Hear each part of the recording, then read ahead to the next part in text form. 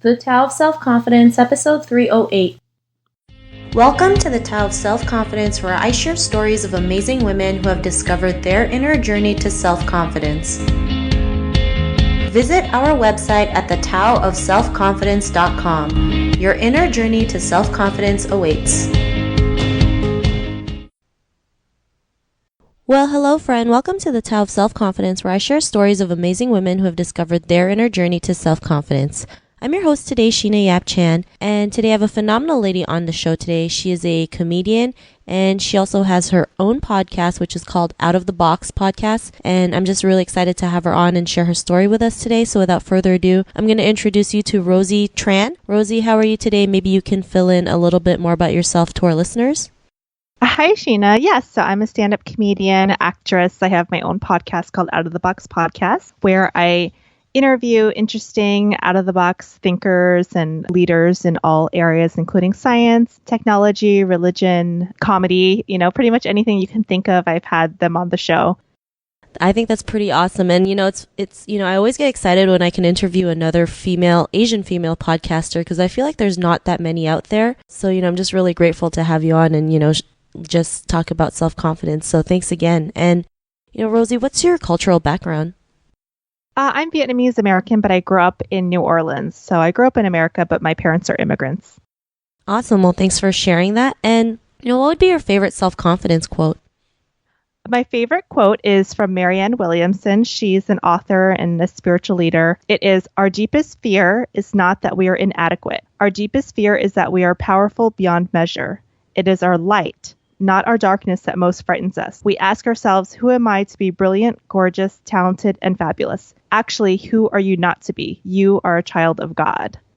And that's from Marianne Williamson, again, like I said. And I just think that's an amazing quote because, most people think that they aren't good enough, or they feel that they're not, don't have the confidence. But a lot of people are actually afraid to be amazing because they question themselves. And I think that quote just says a lot about people, and it's very deep. Thanks for sharing that. And I totally agree with you. I think a lot of people out there, especially women, especially for Asian women, they just don't feel like they're worthy to be amazing or to be these amazing qualities. So they don't go out there and do it because of maybe past, upbringings or society kind of like telling them, you're only good enough to get married, not realizing we are more than just that, right? We can go out there and do amazing things. I mean, you're out there doing what you love, being an actress, creating a podcast that is about out-of-the-box thinkers. And I always think that if one person can do it, then it's possible for everyone else. So I really love that quote. And it is, Sheena. And Do you know why so many Asian American women have such horrible low self-esteem as far as that's concerned? It was actually the reason that I got into entertainment, because when I was in college, I was applying for an Asian American scholarship for school, and I had to write about Asian Americans in the media. And in my research for my paper, what I discovered is that Asian American women are the least portrayed positively in the media and the least portrayed in the media compared to the population. So that causes a lot of really low self-esteem. And that's one of the reasons I wanted to get into entertainment, so I could be another positive representation instead of the typical negative stereotype. Because usually it's a stereotype that we're either dragon ladies or, prostitutes, or sort of there's all these really weird negative stereotypes about Asian women that are portrayed in the mainstream media. Thanks for sharing that. I think that's awesome that you are out there being the positive influence. And, it just takes one person to see that change and be inspired and go out there and do the same thing. So thanks again. And Rosie, in your own words, how would you define self-confidence? I would describe self-confidence as being authentic to yourself. I think a lot of people have false confidence based on, image or appearance or things like that. But really, if you're being true to yourself, there's no way anyone can take away your confidence, because that's who you really are, and they can't do that. So if you're being a faker, then you're not really showing confidence. But if you're being who you are, no matter how weird or wacky or strange that is, then you're being confident. Love that definition. I always, believe in being authentic. I think it's something that's missing in the world. We feel like we always have to put a mask out trying to be somebody else when really all we need to be is ourselves. And if people can't accept us for who we are, then, it's fine, right? We can't please everybody. But, when the more we're ourselves, the more we're authentic, the right people will come into our lives. So I really love that definition that you have. Yes. And, Rosie, what was your life like before your discovery of self-confidence? Well, it's up and down. Confidence is something that's definitely wavering. Sometimes I feel more confident than others. And in those times when I'm not feeling confident, it's because I'm not being authentic to myself. And so when I'm not authentic, I question myself. But definitely growing up, I was very, very insecure. And I think that comes from the fact that I wasn't being myself. I was trying to fit into the mold of what my parents wanted me to be and what society was telling me I wanted to be. But I think a lot of young women deal with that and struggle with that, regardless of ethnicity or cultural upbringing. That's a common theme among all women, is that we, and many men, of course, but I think women struggle with it more because there's so many different facets of society telling us who we should be. And so, growing up, I was really insecure, super shy, very scared to take risks, very scared to upset my parents, to upset people around me. I didn't want to shake things up. And I realized that, that's what life is for, is to shake things up and kind of be who you are, regardless of what other people think. Thanks for sharing that. And I think that's something, like you mentioned, most Asian women deal with, like, that fear, always trying to fit into other people's perception of who they're supposed to be, not realizing like that really brings us down, and it's tiring, right? Because we're not ourselves, and we feel it. We feel like we're so trapped in this, in our own body, like trying to be somebody else, trying to fit in, other people's views of how we should act, how we should look, how we should sit down, and things like that. And it's insane, like the amount of women who go through that. I know sometimes we feel like we're all alone in this journey, not realizing like so many women feel this way. And the best thing is we can learn how to get out of it. And like, what was that aha moment in your life when you realized you were more than enough to be the person that you are today? For me, one of my really big aha moments was I was in my early 20s and I was in a really, really abusive relationship where the guy was just not a good person. I mean, he was just what I would describe as a low life. And throughout the relationship, I was in severe denial and I kept putting it on him. I was like, it's his fault. He's crazy. There's something wrong with him. And to be fair, there was. He was, very mentally unstable. But once I got out of the relationship and I started healing and working on myself, which I had done even since I was in high school, I always tried to better myself and work on myself.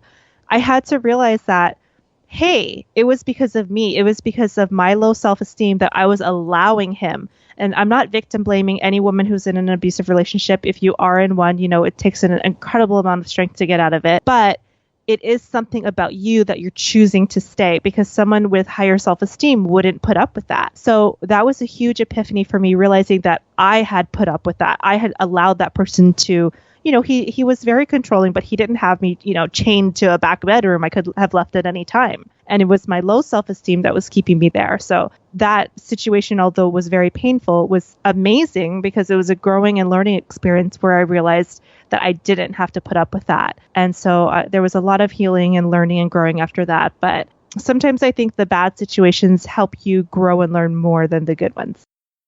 Thanks for sharing that. I know it's not easy to get out of an abusive relationship. It does take a lot of courage, strength, to get out of something that, especially most women feel like, they deserve it, right? I mean, I think on a subconscious level, yes. Yeah, they think they deserve it. They can't go out there and find something better. They settle, and not realizing like there's so many, great guys out there that you can share life with. And sometimes it's such a shame, and it's just, hearing stories like these, we can help women just realize like, she's been through what I've been through, and if she can get out of it, and then so can I. And, because of your aha moment, what's your life been like now? It's been great since then. And I think also a lot of women feel that there's not enough. I think statistically there's more men than women, and a lot of women feel like a good guy is, not out there, or there's not enough men out there. But the idea of scarcity is just silly. There's so many good guys out there, not just my husband, but other men that I know, and even men that I know that are single. So and also that you don't need a man. That was a huge thing for me after the relationship was, I found my husband after I decided, I'm going to be single for a while. I need to focus on myself. And then my husband came out of nowhere. And it's a cliche, but it's true. Once you work on yourself, and you really focus on your self-confidence, you're better able to attract a higher quality person in your life. So definitely, since I've made that discovery and spent more time working on myself, my life has gotten a lot better. Thanks for sharing that. And I'm glad that you mentioned that, you didn't jump into another relationship. You worked on yourself. You actually worked on, the relationship with you. And that's when, the right things started coming in, because you got to know who you really were. You started being more authentic, and they say you attract the right people. Like you mentioned, people of higher vibration or higher energy, and now like you're happily married, and it's great that you're able to do that, learning to work on yourself, because there's some women who just feel like they have to jump in another relationship. Not that it's a good, bad, right or wrong thing, but there's just certain things people do that they question themselves, why am I in this situation? So, I'm really glad that you're able to take that time to work on yourself and be the person that you are today. And, to the woman who's listening to your episode, they may be in a similar journey of self-confidence. What would be that one tip you would give to them?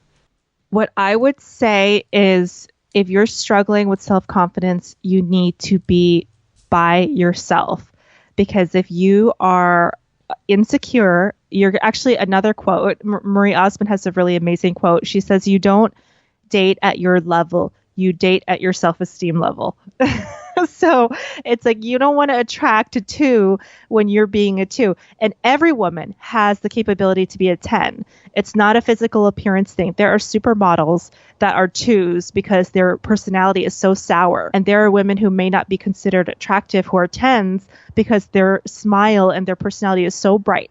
So if you want to attract a 10, you get to be a 10. If you want to get a better job, get a better man, get a better woman, whatever, I would say be alone and work on yourself. And once your star is shining so bright, then things will start coming your way. Those are great tips. And I like that quote that you mentioned from Marie Osborne, because, it's so true. Like, we attract the right people into our lives because of, how we see ourselves, how much we love ourselves, because, that love kind of like overflows and it attracts the right people. So thanks again. And if our listeners wanted to get to know a little bit more about you and what you do, is there any links or social media profiles we can connect with? Yes, you guys can find out my podcasts on outoftheboxpodcast.com. We're on SoundCloud, Stitcher, iTunes. I'm on Twitter at FunnyRosie, and my website is rosietran.com. Thanks for sharing that, Rosie. And to our listeners, if you want to connect with Rosie, you can also head on over to the taoofselfconfidence.com and search for Rosie's name. Her show notes will pop up along with everything else we talked about. And I really just want to thank Rosie for taking the time to share her story with us. So thank you so much, Rosie. Thank you, Sheena. Not a problem. It was an honor having you on the show. And to our listeners, be on the lookout for another new episode of another amazing woman's journey to self-confidence. And we'll talk to you soon. Bye for now. Bye. Thank you for tuning in to another amazing episode of The Tao of Self-Confidence. Get your free audiobook by visiting our website at thetaoofselfconfidence.com. Your inner journey to self-confidence awaits.